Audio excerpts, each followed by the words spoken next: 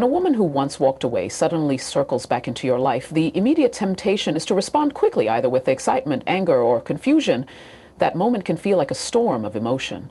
The memories come flooding back, the laughs you shared, the silent treatment you endured, the nights you wondered if she was ever coming back. And now, she's here.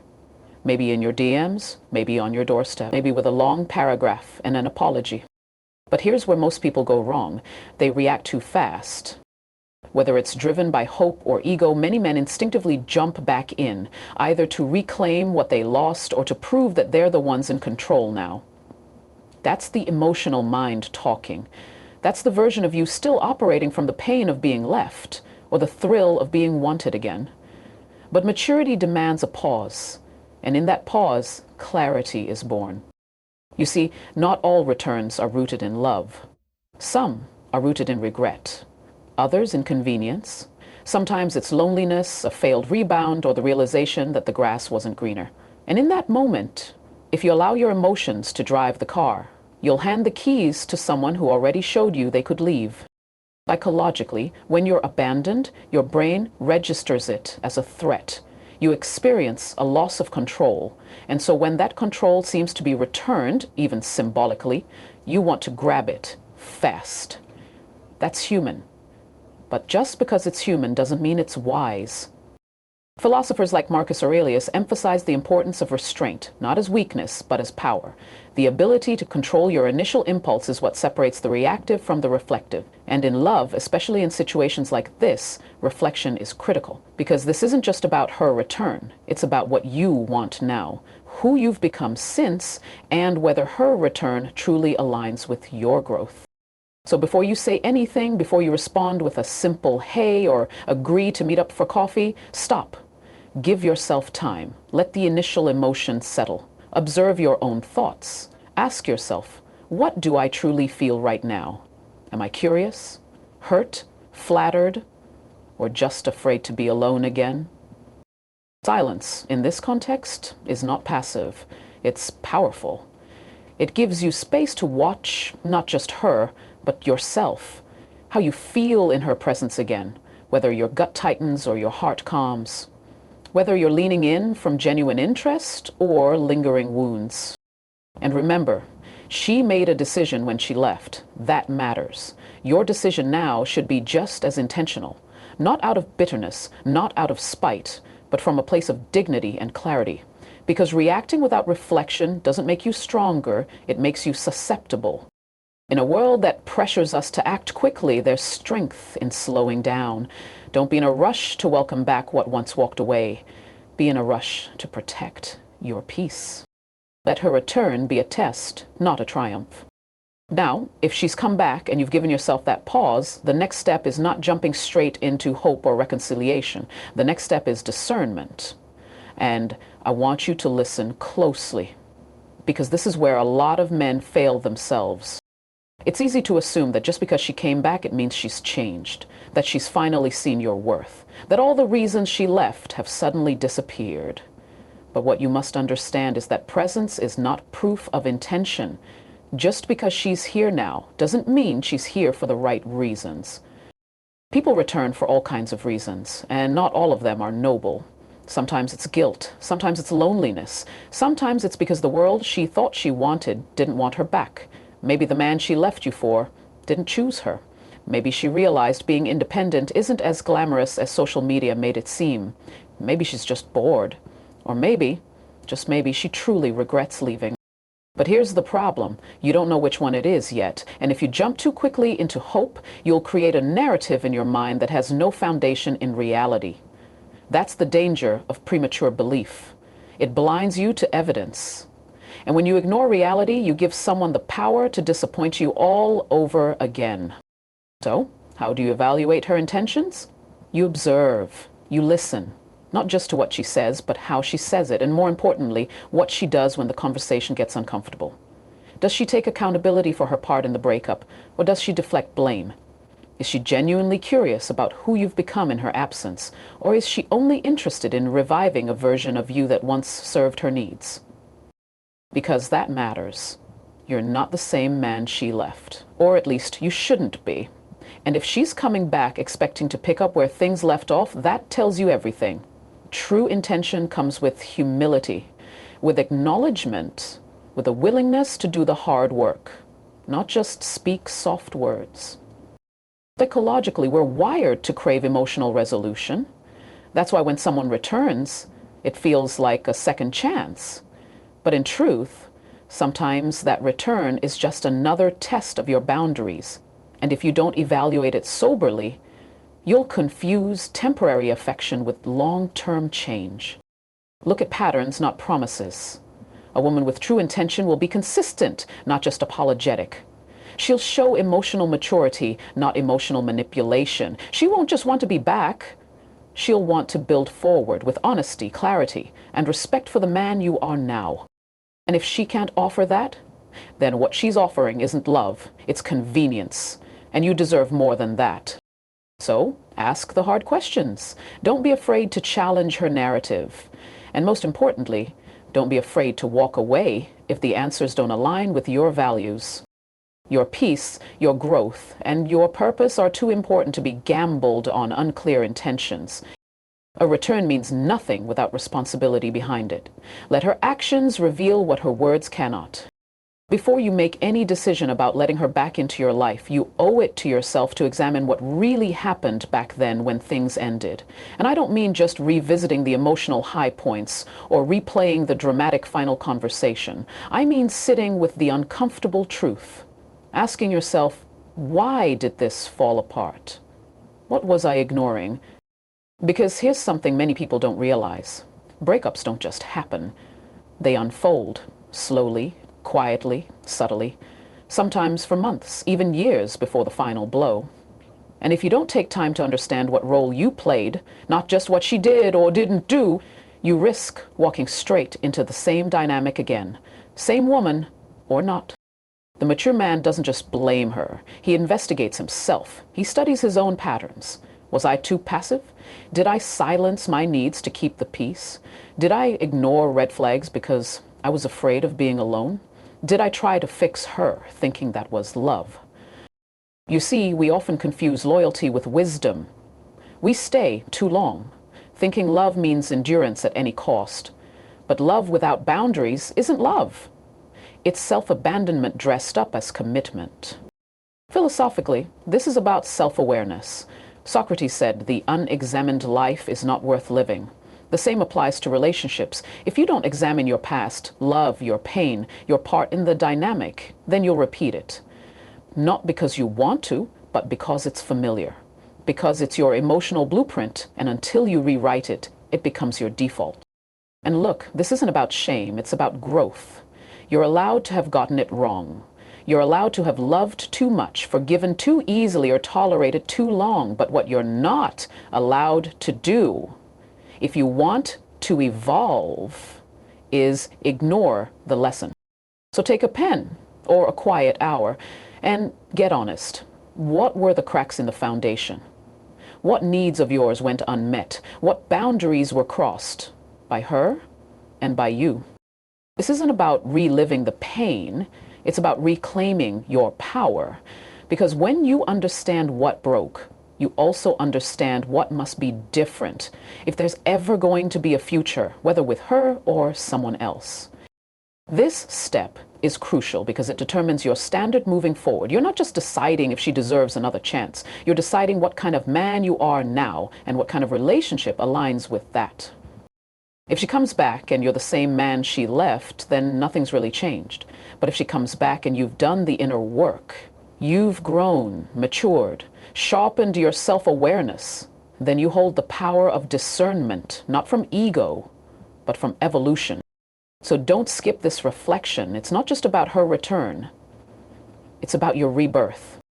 Because healing isn't about getting someone back. It's about getting yourself back. And from that place, you don't chase love, you choose it with wisdom. When someone who once walked away returns, it's easy to feel like they're doing you a favor, as if their return validates your worth, as if their interest somehow makes you whole again. But here's the truth. No one completes you. No one defines your value. And when she comes back, you need to stand in the full knowledge of who you are without her. This is where you reclaim your power. Because, let's be honest, when she left, something in you broke. Maybe it was your confidence. Maybe it was your sense of control. Maybe you started questioning your masculinity, your desirability, your decisions. That's normal. Being left, especially by someone you loved deeply, can feel like rejection of the most personal kind. But here's what's not okay. Staying in that broken state once she returns. Her coming back is not a reset button. It's not a time machine to undo what was done. If anything, it's a moment to see clearly just how much you've healed or how much you've hidden behind pretense. Boundaries are not walls. They're doors with locks. And you choose who gets access, not based on how sorry they are, but based on whether they honor your space, your growth, your non-negotiables. Setting boundaries after someone returns isn't petty or defensive. It's the ultimate form of self-respect. Psychologically, many people associate love with sacrifice. They believe that if you love someone, you'll bend, accommodate, adjust. But love without boundaries becomes chaos. If she can come back and walk into your life with the same entitlement she left with, then the dynamic hasn't changed. You've just reopened the wound and called it romance. A man who has reclaimed his power doesn't beg for clarity, he requires it. He doesn't chase validation, he embodies it. That means when she returns, you don't shrink to fit her comfort. You make it known that this version of you doesn't tolerate ambiguity, that if she wants access to your life again, it must come through truth, consistency, and earned trust. This isn't about making her jump through hoops.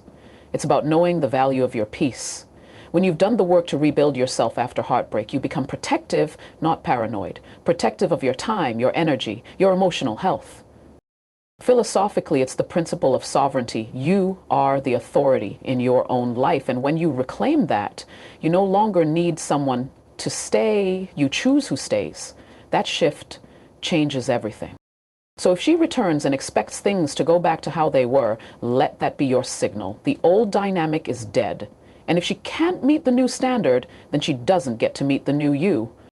The man who stands in his power doesn't fear her leaving again, because this time he knows he'll survive it. And more importantly, he knows he'll never abandon himself to keep someone else around. Apologies are easy. Change is hard. And when a woman comes back after leaving you, she might come with words that sound sincere, emotional, maybe even poetic. She'll say she's sorry. She'll talk about everything she's realized, how she misses you, how she didn't appreciate you enough. And in that moment, it can feel like healing, like maybe everything you went through is finally being acknowledged. But here's the deeper truth. Apologies are not evidence. They're just words. What matters is consistency. If you accept someone back into your life based on how sorry they sound, you're building on sand. Anyone can express regret in a vulnerable moment. Anyone can cry, confess, and even believe their own words. But if that emotional confession isn't followed by concrete action, then nothing has really changed. Real transformation is revealed in patterns, not promises. Psychologically, we often confuse emotional intensity with emotional truth. If someone seems passionate, if they cry, raise their voice, or say things that hit you deeply, you interpret it as depth, as proof.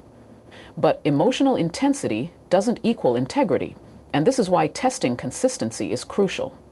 You need time, space, and observation, because true change is quiet. It doesn't demand attention. It shows up in everyday behavior. Does she take accountability repeatedly or just once to get back in? Does she respect your time now? Does she communicate more clearly? Does she make space for your needs, not just hers? And most importantly, does she move differently when things get hard again? Because that's the real test. Anyone can be sweet in the honeymoon phase, but who is she when there's tension, disagreement, discomfort? And you have to be honest with yourself too. If you find yourself so eager to believe her words that you start ignoring her actions, then you're not just giving her another chance, you're betraying your own progress. You're not evaluating her growth. You're escaping your own loneliness. Philosophically, this comes down to the principle of discernment. The Stoics often warned against being ruled by emotion over evidence. Epictetus said, first say to yourself what you would be, and then do what you have to do. That applies to relationships too. You must define what kind of man you are, what kind of partner you need, and what kind of behavior you will allow, and then measure people accordingly. If she's serious about rebuilding, she won't resist being measured. She won't see your caution as punishment. She'll see it as proof that you respect yourself now. And if she's not serious, she'll become impatient, manipulative, or inconsistent. Either way, the truth reveals itself, not through her apology, but through her pattern. So don't let emotion blur your vision. Watch, wait, observe her in the little moments. Let time show you what words can't. Because love, without evidence of growth, is just nostalgia. And you're not going back. You're deciding whether someone deserves to move forward with you. Not everyone who returns is ready to stay. At the end of all of this, after the pause, after evaluating her intentions, reflecting on the past, setting your boundaries, and watching her consistency, there's one final step that can't be skipped. You have to make a decision. And that decision has to come from strength, not emotion. This is where the real test begins. Because even after everything you've learned, it's still tempting to let feelings lead the way. You miss her. You remember the good times. You think about the connection, the way she smiled at you, how things could be if they just worked this time. And emotions, when left unchecked, will try to convince you that potential is more important than reality. But if you've done the internal work, then you already know. Emotions are data, not directives. They're signals, not commands. Just because something feels familiar doesn't mean it's right. Just because your heart wants it doesn't mean it's wise. Making a decision from strength means choosing based on alignment, not attachment. It means asking yourself, does this relationship, as it stands now, not in memory or fantasy, truly support who I am becoming? Does it reflect the love, respect, and maturity I've worked to build within myself? Strength doesn't always look like walking away. And it doesn't always look like taking her back. Strength looks like clarity. Like choosing with your eyes wide open. Not out of fear of regret. Not out of scarcity. Not because you're afraid to start over. But because you've weighed the truth and you're ready to move with intention.